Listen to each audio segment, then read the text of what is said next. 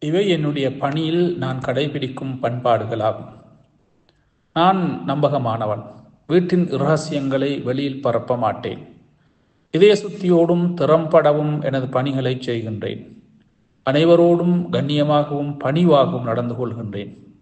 என் உடல் மற்றும் நான் பணி செய்யும் இடத்தில் சுத்தம் பேணுகின்றேன். பணிக்குரிய நேரத்தை மதித்து நடக்கின்றேன். ஒவ்வொரு காரியத்தையும் எனது முழு பலத்தையும் பயன்படுத்தி திறம்படச் செய்கின்றேன்.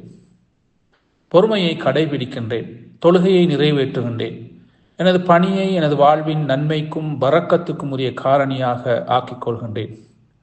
எனது பணிக்கு நான் நன்றியுள்ளவனாக இருக்கின்றேன்.